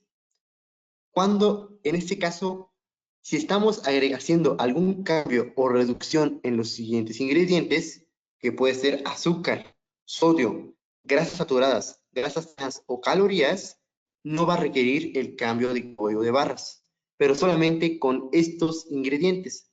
Repetimos, es azúcar, sodio, grasas saturadas, trans y calorías. ¿Sabe? Si estamos cambiando o reduciendo estos ingredientes, no va a requerir cambio de código de barras. Pero en el caso extremo de que estamos cambiando o modificando la funcionalidad del producto para lo que fue diseñado en un principio o para lo que está creado o por la naturaleza propia del producto, ya lo estamos cambiando, en este caso sí va a requerir cambio de código de barras. El caso de la leche, ejemplo, ¿no? La leche, si le quitamos algo, va a dejar de ser leche para considerarse fórmula láctea o producto lácteo. ¿Sale? Seguimos. La adición del producto de imitación va a requerir cambio de código de barras cuando nuestro producto, por alguna reducción de ingredientes o porque ya no cumple con una normativa específica de ese producto, y también para no ser merecedor de algún sello de advertencia, en este caso jarabe de piña a imitación de jarabe de piña, en este caso sí se va a cambiar el código de barras. ¿Sale, vale? Seguimos y ahora tenemos manera de tabla, los pasos, a manera de tabla, todos los pasos que se deben seguir para tener la información. Cuando estamos adicionando o cambiando un pictograma, lo que se debe de hacer es actualizar la información en GC1. Si todos ya son asociados a GC1, ya podemos saber que el código de barras no va a cambiar, pero de todos modos, la información que estamos agregando, como puede ser los GDAs, el cambio de contenido neto, agregar o remover algún sello, cualquier actualización que le hagamos a nuestro producto, va a ser merecedor de que lo llevemos a GC1 para que se actualice en catálogo electrónico y esa información pueda viajar de manera actualizada y oportuna hacia los socios comerciales. Porque de esa manera, socios comerciales, dígase sus clientes, las cadenas pueden saber qué productos son los que ustedes están actualizando. ¿Sale? Mismo caso cuando el código de barras sí va a cambiar. Cuando estamos cambiando el contenido net o agregando o removiendo algún sello de certificación, el estándar nos dicta que el código va a cambiar. Y al momento que va a cambiar el código, tenemos que darlo de alta de nueva manera en GS1 o actualizar su información. ¿Y qué información actualizamos? Desde el código de barras, dependiendo si sí cambia o no cambia. La información en catálogos, como ya les mencioné, en todos los casos se va a actualizar la información en catálogos. Se va a actualizar información de empaque y se van a tomar fotografías, nuevas fotografías con la nueva versión del producto. ¿Sale?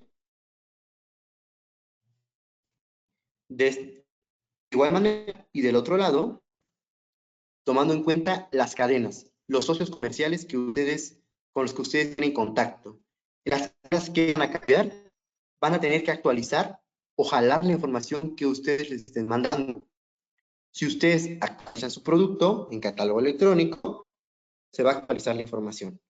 Lo que tiene que hacer la cadena o el cliente o el mayorista o el cliente que ustedes con el que estén involucrados, tienen que actualizar toda esa información en su base de datos. ¿Sale?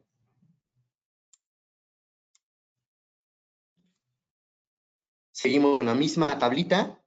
Cuando estamos adicionando un sello de advertencia, el código de barras no cambia, pero tenemos que actualizar en GS1 toda la información. Mismo caso con los claims. Tampoco cambia el código de barras y tenemos que actualizar toda la información en GS1. La reformulación de ingredientes. No va a cambiar el código de barras siempre y cuando no estemos cambiando la funcionalidad del producto. Y de igual manera se va a actualizar en GS1.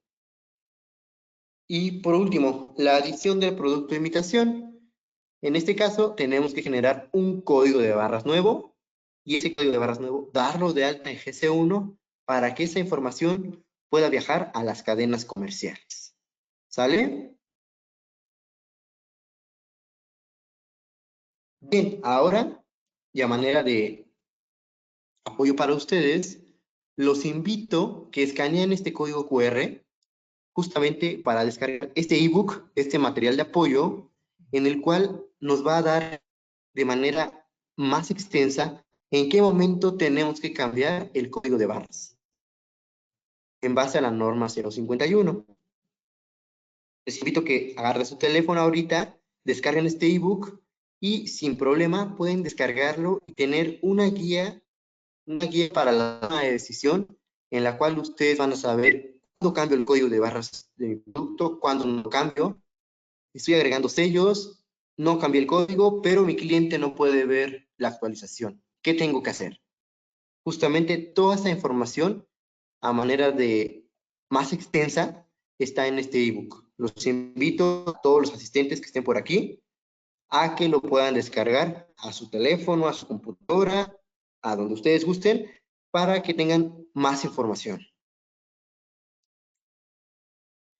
Y prácticamente del lado de la parte del estándar de código de barras, si hay alguna duda, igual agradecería bastante que se la hiciera llegar a Lupita para que me la haga llegar a mí.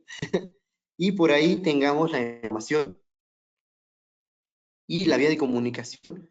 Si tienen alguna duda, algún tema, tengo que cambiar mi código, no lo tengo que cambiar, cómo hago una cita en GS1 para actualizar, cómo hago que esa información llegue a mis cadenas, a mis proveedores, a mis clientes. Toda esa información, sin problema, se pueden acercar a su servidor o bien a Lupita, se dirige a mí también, o a cualquier compañero acá de GS1 que nos pueda apoyar para la toma de decisión de sus productos. Pues, de mi lado, sería prácticamente todo. Realmente fue muy rápido lo que tiene GS1 que explicar en cuestión del código de barras. Y pues le cedo la palabra otra vez a Lupita, por si hubiera alguna duda, comentario, tanto para Excel como para su servidor. Claro que sí, Arturo, muchas gracias. Gracias por estos conocimientos que nos has compartido y vamos a dar lectura. Hay algunas preguntas que ya veo por aquí. La primera de ellas es de Magdalena Ivonne, en donde nos pregunta Mi producto es solo un ingrediente, insectos comestibles, únicamente deshidratados sin nada añadido. ¿Requiero modificar mi etiqueta? Las calorías por 100 gramos son 560, pero la ración diaria es de 10 a 30 gramos. Si nos puedes apoyar, Itzel. Claro que sí, Lupita. Bueno, pues ahí nos comenta que solo son insectos, ¿no? Los que ella está envasando, no hay ningún proceso de adición de nada. No debería de ser Exactamente. evaluada en el perfil, o sea, no, eso sí es importante, no debería ser evaluada en el perfil, pero sí ella está en este momento colocando su tabla nutrimental, deberá de ser actualizada, deberá de contemplar si es que existe algún cambio que le aplique del resto de la modificación de la NOM a su etiqueta, lo que ya mencionábamos, la parte de actualización de código de barras, etcétera. Digo, desconocemos un poquito la estrategia que ella va a manejar, pero para evaluación de sellos no es obligatorio ahorita, por lo que menciona que solamente es un ingrediente. Algunos puntos se tienen que actualizar, obviamente, que el resto de la etiqueta, ¿no? Ujú. Perfecto. Laura Fernández nos pregunta, si a un chocolate le agrego café soluble normal, tipo Nescafé, ¿estoy obligado a colocar leyenda de cafeína? Si le adiciona café soluble, Así es, tipo café Nescafé. soluble, tipo ok, se mencionan marca, tipo Nesca, ok, el café soluble se lo está adicionando al chocolate, entonces acordemos que cuando el café lo trae de manera intrínseca, entonces no necesito colocarlo, o sea, estoy colocando café soluble, nada más como ingrediente, ajá, no necesito colocarlo. Si ella colocara directamente cafeína adicionada al chocolate, entonces sí, y que fuera un café, no sé, un chocolate energético o algo así, si lo colocara como ingrediente, como cafeína, entonces sí, pero como café, no. Muy bien, vamos con la siguiente de Karina Castro. Para el exceso de azúcares, la energía proveniente de azúcares debe ser el 10% de la energía total del alimento en 100 mililitros. ¿Es correcto? Nos pregunta. Mm. Me siento como el profesor que le dice, ¿cuál es la respuesta correcta de mi examen, profe? Sí es correcto. Es igual o mayor. Ujú. Ok, muy bien. Laura Fernández, ¿es necesario colocar la fuente del azúcar añadido, por ejemplo, azúcar, sacarosa, azúcar, fructosa? Bueno, esa es una pregunta muy buena. Eso se manejaba en el proyecto de modificación de la NOM.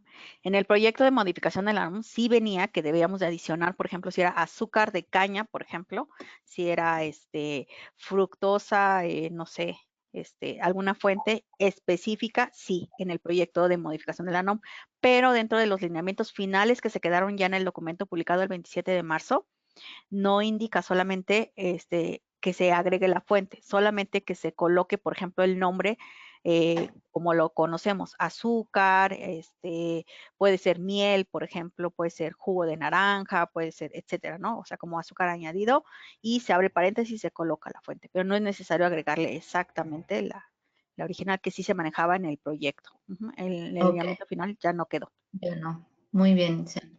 Fernando Cruz nos dice, buena tarde, tengo dos preguntas. La primera es sobre la declaración de ingredientes. ¿Podría repetir cómo debe hacerse, sobre todo para los alérgenos? Y la segunda es, manejo presentaciones de 19 kilogramos, 5 kilogramos y de 4 kilogramos. ¿Aplican los octágonos? Ok, aquí es importante dos cosas. Bueno, lo que él mencionaba de cómo se declaran los alérgenos. Sí. Se declara con la palabra contiene. Entonces, por ejemplo, un alérgeno que todos conocemos, por ejemplo, huevo, contiene huevo. Va en letras negrillas, va después de la lista de ingredientes, tiene cierta altura específica que tenemos que contemplar de acuerdo al tamaño del envase, pero es más o menos la forma en la que se expresa cuando ya lo contiene dentro del listado de ingredientes. Si existe la posibilidad de que haya una contaminación cruzada, porque eso también puede pasar durante el procesamiento, que exista algún punto de contacto con otro producto que sí tiene un alérgeno, ¿no? Pero que pudiera existir una contaminación cruzada en nuestro producto final, lo puedes marcar como puede contener, ajá, o puede contener trazas, que es lo que se utilizaba anteriormente, puede contener, y el listado, ¿no? Se utilizaba, puede contener fresa, puede contener trigo, por ejemplo, que me indica que no es porque viene en la lista de ingredientes del producto, sino porque existió en algún punto una contaminación cruzada y existe la posibilidad de que se dé. Entonces, él tiene que marcar cuáles son los que sí contiene su producto, que son alérgenos directamente, y cuáles serían aquellos puntos en donde él podría tener alguna contaminación cruzada y que pudiera desatar alguna alergia, hipersensibilidad o intolerancia. Perfecto, muy bien. Vamos con la siguiente pregunta de Emerson Aduna. Mi nombre es Emerson. Mi pregunta es sobre productos importados. ¿Estos pueden seguir llevando adhesivos incluso después del 31 de marzo? Hay mucha ambigüedad al respecto.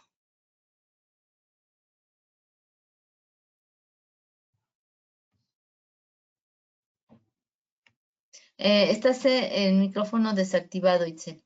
Perdóname, ya, listo. ¿Ya me No te escuchas por ahí? preocupes. Listo. Bueno, creo que ya nos había tocado una pregunta similar en un webinar, donde veíamos y analizábamos un poco la estructura de un producto importado. O sea, para empezar, ellos utilizan una etiqueta en forma de stickers, que eso era algo que no sucede como con los productos etiquetados desde origen, en donde pues el envase es el que contiene la etiqueta, ¿no? Sino aquí ellos colocan un sticker, que es su etiqueta, sobre la etiqueta original. Entonces, aquí lo importante que decíamos es que durante esta primera fase, hasta el 31 de marzo, ellos podían colocar un sticker adicional en forma de octágono sobre esa etiqueta que ellos están colocando, que ya es un sticker. A eso se refiere la norma. Y después del 1 de abril, ellos ya no deberán de colocar este sticker adicional, sino debe de venir dentro de su etiqueta completa, deberá de colocarse el octágono o la leyenda que hace acreedora del producto. Entonces, solamente utilizar un sticker, porque en este periodo de adaptación ellos probablemente estén utilizando dos stickers. El primero, que es mi etiqueta, y el segundo, que es el sello adicional. Y después de abril ya no pueden usar dos stickers, pueden usar solamente uno, ¿no? Que es en el arte ya completo de su etiqueta, y colocarlo directamente sobre el producto que están etiquetando. Muy bien, Itzel, muchas gracias. Arturo Valdés nos pregunta, ¿es correcto usar en el listado de ingredientes sacarosa? Bueno, conozcamos que sacarosa es el nombre bioquímico o químico del producto. Aquí lo que nos marca es azúcar, o sea, para que es un nombre en el que nuestros consumidores están adicionados y viene dentro del acuerdo, ¿no? Conocido como azúcar. Ok, muy bien. Y Jessica Bojorquez dice, con respecto a la sal, nosotros no le añadimos yodo. Hay un documento descargable donde diga que no se le aplica la NOM 051, ya que en las cadenas comerciales están pidiendo ponerle el sello de exceso a pesar de que solo tiene un ingrediente, en el caso del producto de Jessica. Sí, aquí hay una controversia, ¿no? Porque obviamente que las tiendas de autoservicio, las tiendas de retail en este momento, pues estamos todos, digo yo, en ese pánico de que vienen las auditorías y las verificaciones, y obviamente que estamos tratando de alinear la mayor cantidad de productos y muchas veces desconocemos un poco la parte técnica, ¿no? Si el producto, ellos están adicionando yodo, por ejemplo, y no están colocando ningún claim nutricional ni claim saludables en su etiqueta, es decir, se están alineando a ese beneficio que les brinda la norma. Entonces, primera, hay dos documentos. El primero, que puede ser la norma oficial de la sal, en el que ella puede hacer la referencia de que no hay citado a la norma 051 en ningún punto, entonces ellos no tienen por qué regirse por esa normativa, sino que ella cumpla con los lineamientos de la NOM aplicable a la sal. Y en el segundo caso, pues la misma NOM 051 viene dentro del listado de los productos que están exentos, viene la lista de la sal natural, sal yodada, sal, etcétera, adicionadas, y donde ella puede hacer también referencia a que su producto está siendo, en este caso, exentado de los lineamientos de la NOM. Entonces, cualquiera de los dos les puede servir. Ok, muy bien. Magdalena Márquez nos pregunta, justo al momento que respondieron mi pregunta, se me fue el internet. ¿Se puede escuchar? Ah, ok. El seminario, sí, les podemos compartir la liga en donde se están replicando los seminarios, entonces no hay ningún problema, Magdalena. Fernando Cruz dice, en mi presentación de 19 kilogramos, etcétera, de cobertura de chocolate, ¿aplican los octágonos?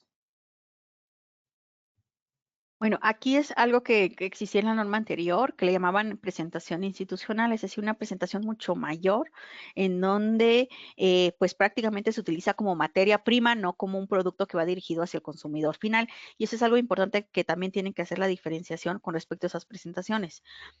Si el producto va dirigido hacia el consumidor final, yo creo que con esa cantidad de contenido neto, pues obviamente que no, va dirigido más bien como producto intermedio. Ok.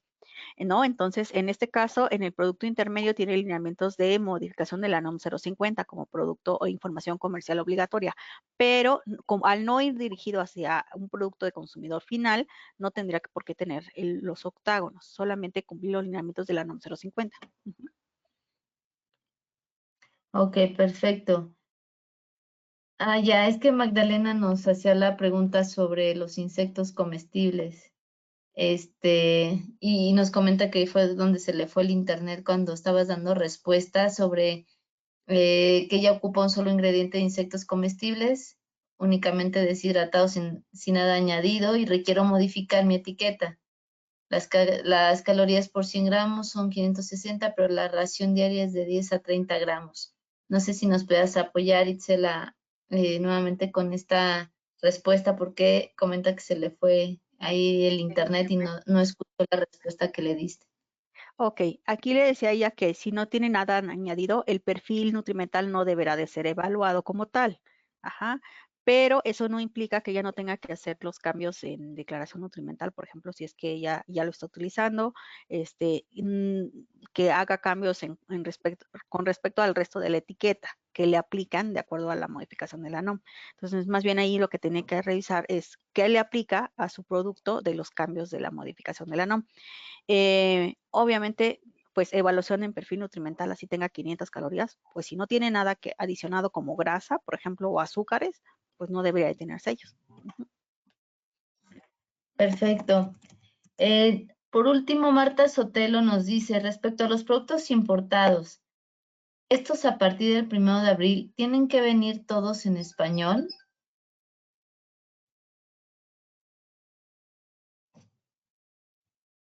Es importante evaluar si viene etiquetado de origen o no. Si viene etiquetado de origen, sí, deberá de venir en español, si es que el producto viene etiquetado de origen para comercializarse en México, deberá de venir en español. Pero si el producto es etiquetado aquí, entonces, pues obviamente la etiqueta que ya cumpla deberá de venir en español. Perfecto.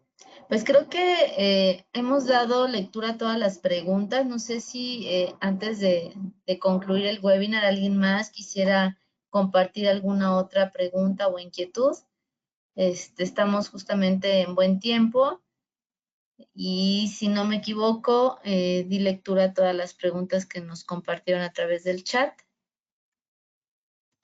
Agradecen tu exposición muy clara, nos dice Dana Ionescu.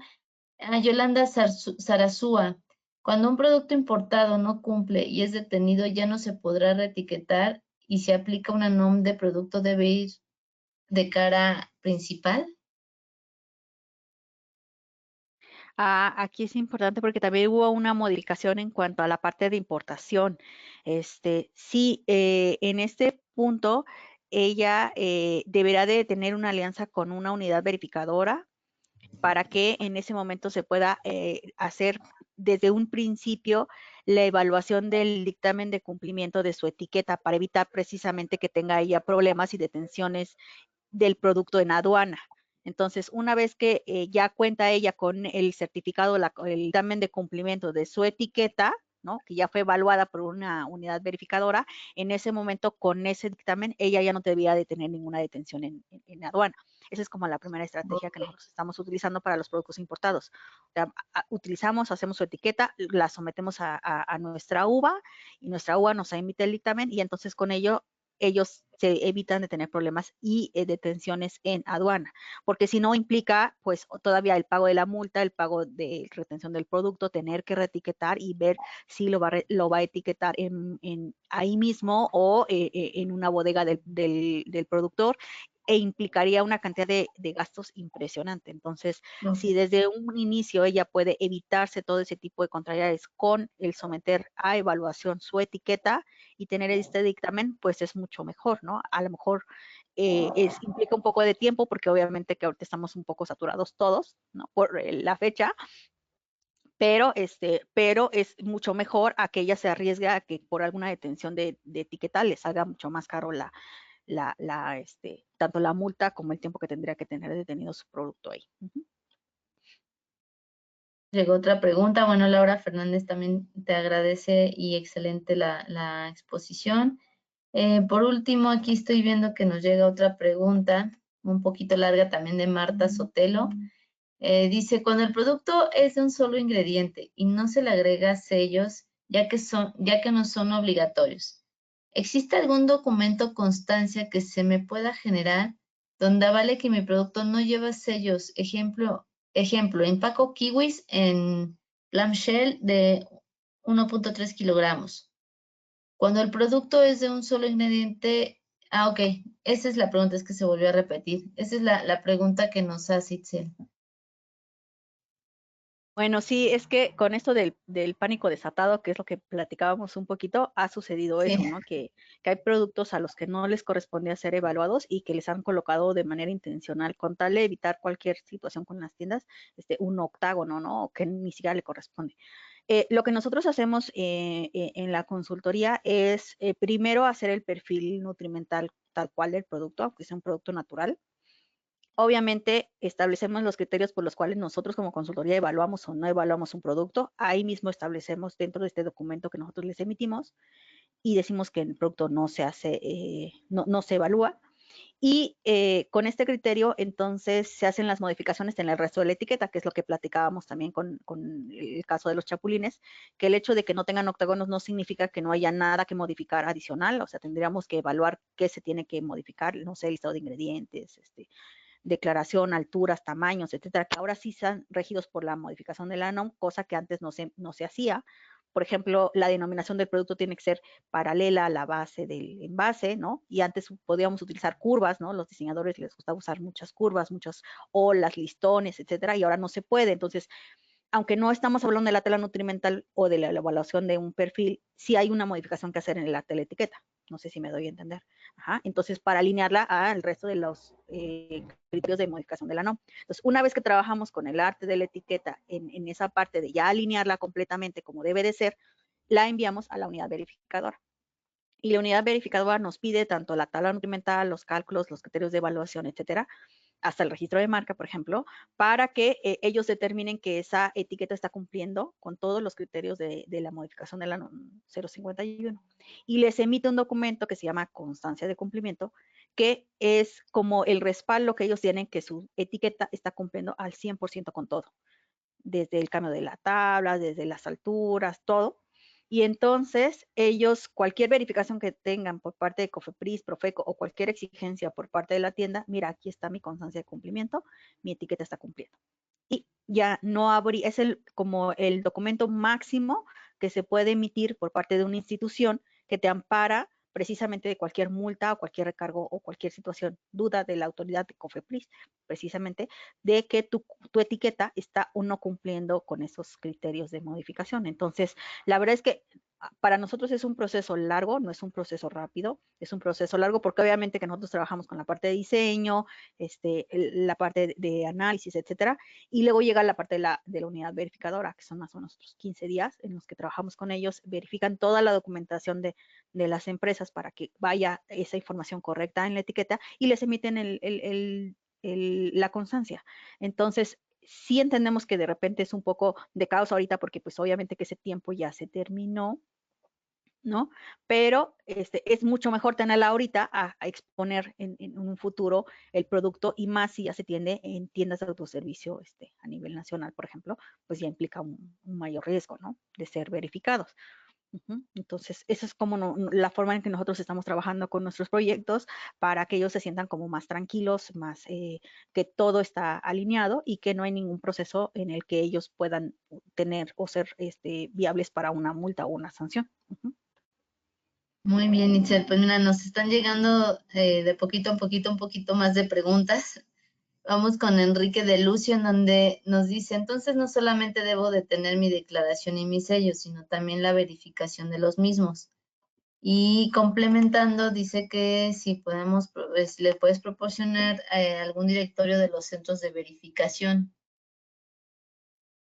Bueno, pues el directorio más certero, la página de la EMA, donde él puede consultar todas las unidades verificadoras acreditadas. También le invitamos a que nos envíe un correíto y también que nos permita brindarle nuestra propuesta comercial de la unidad verificadora, porque la verdad es que son procesos que son costosos en la industria. Muchos de quienes ya trabajan con unidades verificadoras lo saben. Entonces, bueno, pues nosotros en Glean hemos conseguido muy buenas alianzas precisamente dirigidas hacia el mercado PYME y MIPYME y que nos ha permitido darles ese servicio a pesar de que son empresas más pequeñas que las granotas, que las transnacionales, pero que ellos se sientan con esa tranquilidad de que su producto está cumpliendo y que tendrán este documento y que los van a parar de todo lo que pueda venir, ¿no? Muy bien, pues mira, también Emerson Aduna nos dice, en el caso de paquetes como arcones navideños, cada producto lleva sus sellos de la forma individual. ¿El arcón debería de llevar sellos en la parte exterior? Es muy buena pregunta, también la Sí, tuvimos alguna vez en una sesión de GC1, recuerdo, sí, ahí cuando todavía teníamos presencial. Mira, si el empaque del arcón, digo yo quiero imaginar, no lo sabemos, es transparente y permite ver el etiquetado individual de los productos, no hay necesidad de ponerle afuera, porque obviamente cada uno de los productos está cumpliendo con su etiquetado individual.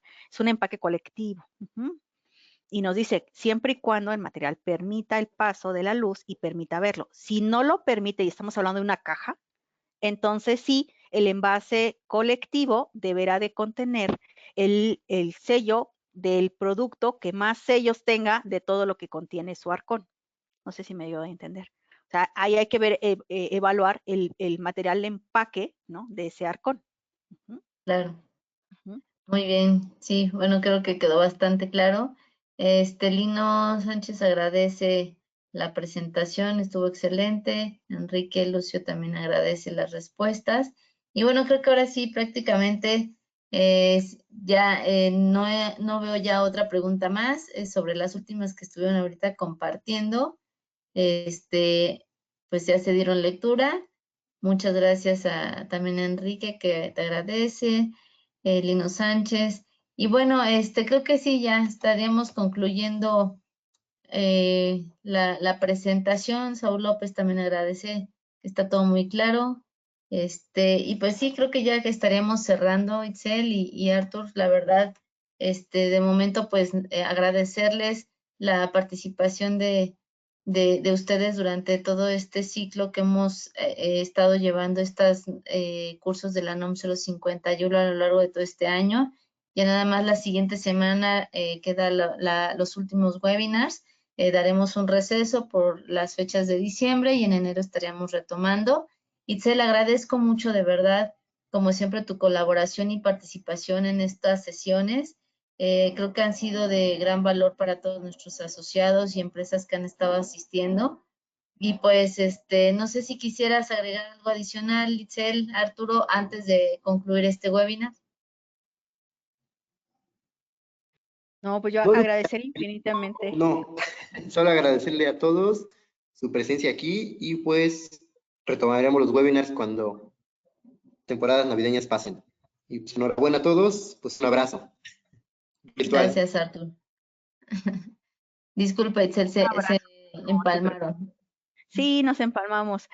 No, pues agradecerles a todos los asistentes el día de hoy, todas sus palabras y sus buenos comentarios. Nos sirve mucho a nosotros como retroalimentación, como centro capacitador. Les agradecemos enormemente su asistencia y comentarios. Y bueno, pues a GC1 agradecerle este año que ha sido un año diferente, un año en el que hemos podido trabajar y modificar de repente planes que ya teníamos, ¿no? Por esto de la pandemia. Sin embargo, creo que ha sido un proceso súper gratificante para ambos. Hemos aprendido mucho, hemos crecido, hemos podido brindar esa información a sus asociados. Ya cuando vimos los pequeños empaques en las tiendas, ya con los octágonos y los stickers, la verdad es que da un poco de añoranza, ¿no? Desde el año pasado que venimos trabajando con la capacitación, con ustedes, con Víctor por ahí, a quien le mando un saludo enorme. La verdad es que muy agradecida con todos ustedes y bueno, pues esperando el 2021 que vengan pues mejores proyectos, mejores fechas para todos nosotros, ¿no? Un abrazo, Lupita, muchas gracias. Muchas gracias, Giselle. Les agradezco a todos su participación. La última semana, recuerden estar revisando la página de GC1. Vamos con los últimos webinars el próximo 9 de diciembre. Y que tengan, les deseo a todos que tengan mucha salud en sus familias, en sus hogares. Y pues estar saludándonos la siguiente semana. Muy buena tarde tengan todos.